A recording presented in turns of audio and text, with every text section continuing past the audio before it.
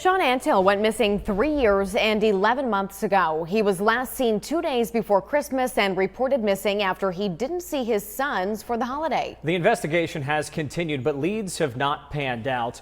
Where is Shawn Antill? Tonight, we're speaking to family members and investigators to find out. I think we just were ready for the end. The end of a search that's lasted nearly 4 years. Through the years, it doesn't get easier. It's just something that we have to deal with. Shawn's aunt, Julie Scott, and cousin Sierra Johnson, just part of more than a dozen friends and family members that agreed to meet with us to talk about Shawn and the search that won't end.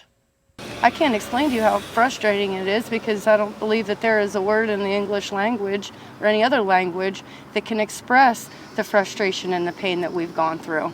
The frustration shared by Harrison County Sheriff Joe Myers. It's his department that was tasked with finding Shawn after reports indicated he may have been in the county before disappearing. We've put more hours in this case than probably any agency around us. And the biggest thing is we have nothing that puts Shawn in Harrison County on the date that he went missing. Myers says the last ping from Shawn's cell was in Uricksville. They've enlisted the help of planes, helicopters, and dogs. No sign of Shawn. We've interviewed several people, and all that has came up to zero. 4 years, no Shawn, but a theory on what happened, at least just before he disappeared. They was all jacked up on methamphetamine, and they was running wrecked the car and ran through a field, and they was trying to get away from the imaginary police. Shawn's family says he was a drug addict and had past run-ins with the law. He dabbled with some B&Es, probably some small-time drug, whatever it is. But as far as like anything physical or damaging other people's property, or he wasn't, I'll say, malicious. His past, the family says, contributing to what they describe as a lack of empathy at times from the community and others, saying there was more to him than previous misdeeds. He was funny. He'd light up a room with a smile, and he loved to give hugs. Yeah, he was definitely, he was funny. He had a heart of gold. There's a lot of things that people, when they hear Shawn's name, I'm sure some people don't have a good view of him.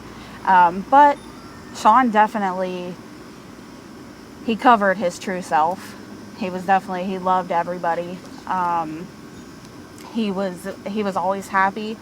Antill was only reported missing after not seeing his kids for Christmas. It's been traumatizing, especially for his oldest son, because he understands a little bit more than his younger son does, and he's constantly asking where his dad is. Why did my dad leave me? Throughout the investigation, the sheriff's office and family members have not always seen eye to eye, but now a new agency is in charge. We've been trying to get BCI&I and FBI involved in this because we believe it's a case that they could help us with. And finally, BCI&I cold case guys have taken this case over. I believe Harrison County not having the case is a step in the right direction, yes.